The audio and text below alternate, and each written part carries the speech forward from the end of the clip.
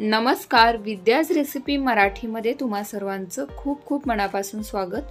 तर आजच्या व्हिडिओमध्ये आज आपण तांदळाच्या पिठाची घावणे कशी तयार करायची याची रेसिपी पाहणार आहोत। तर कोणत्याही तयारी विना अगदी आपल्याला 5 मिनिटांमध्ये ही घावणे तयार करता येतात। फक्त पिठामध्ये पाणी आणि मीठ मिक्स केलं की लगेचच आपण हे घावण तयार करू शकतो। चला तर मग आजच्या रेसिपीला आपण सुरुवात करूयात। तर इथे बघा 1 वाटी तांदळाचं पीठ मी घेतलं आहे। तर घावणे तयार करण्यासाठी इथे मी विकतचं तांदळाचं पीठ वापरलेलं आहे। तुम्ही घरी दळून आणलेलं रेशनच्या तांदळाचं पीठ सुद्धा इथे वापरू शकता। 1 वाटी पीठ इथे मी बरोबर मोजून घेतलं आहे। आता त्याच वाटीने आपल्याला सुरुवातीला यामध्ये बरोबर 1 वाटी एवढं पाणी टाकायचं आहे। तर घावणे तयार करताना पीठ भिजवताना पिठामध्ये अजिबात गाठी तयार व्हायला नकोत, त्यामुळे या पद्धतीने आपल्याला चमच्याने हे पीठ व्यवस्थित मिक्स करायचं आहे। आता दुसरी वाटी पाणी इथे मी या पिठामध्ये घातलेलं आहे आणि व्यवस्थित चमच्याने मिक्स केलं आहे। तर तांदळाच्या पिठामध्ये शक्यतो गुठळ्या होत नाहीत, कारण हे पीठ थोडंसं चुरचुरीत असतं, त्यामुळे याच्यामध्ये गाठी वगैरे तयार होत नाहीत। तरी सुद्धा आपल्याला चमच्याने या पद्धतीने हे पीठ व्यवस्थित मिक्स करायचं आहे। तर 1 वाटी पिठामध्ये बरोबर त्याच वाटीने 2 वाट्या एवढं पाणी मी घातलं आहे। तरी सुद्धा हे पीठ थोडंसं घट्ट वाटत आहे, म्हणून यामध्ये आणखी अर्धी वाटी पाणी मी घातलेलं आहे।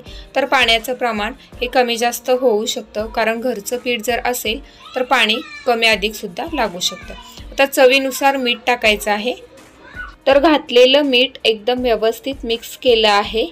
तर इथे तुम्ही बघू शकता, घावणे तयार करण्यासाठी सेम ताकासारखं पातळ बॅटर आपल्याला तयार करायचं आहे। आता आपण लगेचच याची घावणं तयार करायला घेऊयात। तर गॅसवरती पॅन अगोदरच गरम करून घेतला आहे। तर घावण छान जाळीदार व्हावं यासाठी पॅन एकदम व्यवस्थित गरम असायला हवा, तेव्हाच घावण छान जाळीदार तयार होतं। तर हा पॅन बघा व्यवस्थित गरम झाला आहे, त्यामुळे पीठ पेल्याने आपण पॅनवरती सोडलं की लगेचच याला छान अशी जाळी पडत आहे। तर सुरुवातीचं हे घावण आपण तेलाचा 1 थेंब सुद्धा न वापरता बनवणार आहोत। तर तयार झालेलं घावण आपण 2 सेकंदासाठी झाकण ठेवून वाफवून घेऊयात आणि त्यानंतर झाकण काढून दुसऱ्या बाजूने सुद्धा घावण आपल्याला 1 ते 2 सेकंदासाठी भाजून घ्यायचं आहे। आपल्या गॅसच्या शेगडीला 2 किंवा 3 बर्नर असतात, यापैकी जो मोठा बर्नर असेल त्या गॅसवरती घावणे तयार करावीत। यामुळे पॅन जो आहे तो एकदम व्यवस्थित गरम होतो। पॅन व्यवस्थित गरम असला की घावण सुद्धा छान जाळीदार तयार होतं। आता हे घावण खालच्या बाजूने थोडंसं सेट झालेलं आहे। आता याच्या कडा आपण लूज करूयात आणि दुसऱ्या बाजूने 1 ते 2 सेकंदासाठी याला भाजून घेऊयात। तर इथे बघा अतिशय सुरेख जाळीदार घावण तयार आहे। तर तेलाचा 1 थेंबही न वापरता आपण हे घावण तयार केलेलं आहे। तर तयार झालेलं घावण काढून घ्यायचं आहे आणि याला थंड होण्यासाठी बाजूला ठेवायचं आहे। आता हा पॅन आपण पाणी टाकून सुती कपड्याने पुसून घेऊयात आणि तेल टाकून घावण तयार करून बघूयात। तर इथे बघा हा पॅन हाय फ्लेमवरतीच गरम केलेला आहे आणि याला पाणी टाकून सुती कपड्याने व्यवस्थित पुसून घेतलं आहे। आता इथे आपल्याला गॅस मोठा ठेवायचा आहे आणि पॅनवरती तेल टाकून घ्यायचं आहे। घातलेलं तेल सगळीकडे एकसारखं पसरवून घेतलं आहे। आता यावरती आपण पुन्हा दुसरं घावण सुद्धा पेल्याने एकदम पातळ असं पसरवून घेतलं आहे। आता यावरती सुद्धा 2 ते 3 सेकंदासाठी झाकण ठेवायचं आहे आणि याची वाफ काढून घ्यायची आहे। तर पॅन बघा छान गरम झाला होता, त्यामुळे हे घावण सुद्धा अतिशय सुरेख जाळीदार तयार झालं आहे। तर 1 ते 2 सेकंदानंतर यावरचं झाकण काढून खालच्या बाजूने आपण हे घावण सुद्धा भाजून घेऊयात। तर झाकण काढून घेतल्यानंतर वरच्या बाजूने सुद्धा मी थोडंसं तेल इथे टाकलेलं आहे। आता याच्या सुद्धा साईड आपल्याला लूज करून घावण दुसऱ्या बाजूने सुद्धा भाजून घ्यायचं आहे। तर घावण जेव्हा आपण खालच्या बाजूने व्यवस्थित सेट होतं तेव्हाच याची साईड बदलायची आहे, कारण तांदळाच्या पिठाचं हे घावण अतिशय नाजूक असतं. याला आपण जर खूप घाईघाईने बनवायला गेलो तर ते तुटूही शकतं. आता खालची बाजू व्यवस्थित सेट झाल्यानंतर याला मी दुसऱ्या बाजूने सुद्धा भाजून घेतलेलं आहे. तर अतिशय लुसलुशीत जाळीदार घावण इथे तयार आहे, तुम्ही बघू शकता. सेम याच पद्धतीने आपण आता पॅन न पुसून घेतात त्याच पॅनवरती तेल टाकून आणखी एक घावण तयार करून बघूयात.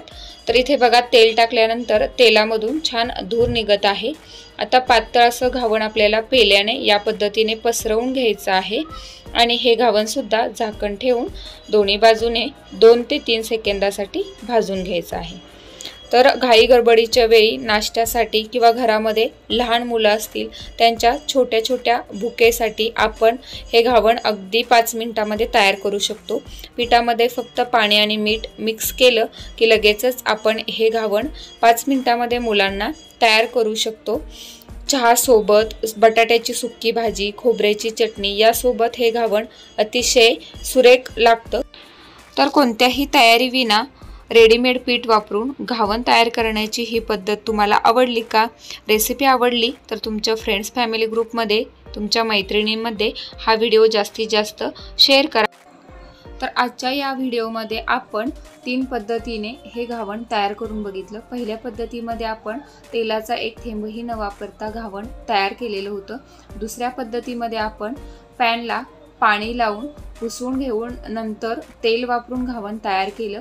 आणि तिसऱ्या पद्धतीमध्ये आपण पॅन न पुसता डायरेक्ट तेल वापरून हे घावण या पद्धतीने तयार करून घेतलं आहे. तर इथे तुम्ही बघू शकता अतिशय सुरेख, जाळीदार आणि लुसलुशीत घावण तयार आहे. तर या पद्धतीने खोबऱ्याच्या चटणीसोबत नाश्त्यासाठी उन्हाळ्यामध्ये अगदी हलका फुलका नाश्ता तुम्ही तयार करू शकतात. तर तिन्ही घावण तुम्ही इथे बघू शकता अतिशय लुसलुशीत, पांढरी शुभ्र आणि जाळीदार तयार झालेले आहेत. एकदम जवळून सुद्धा मी तुम्हाला हे दाखवलेलं आहे. याला सुरेख अशी जाळी पडलेली आहे.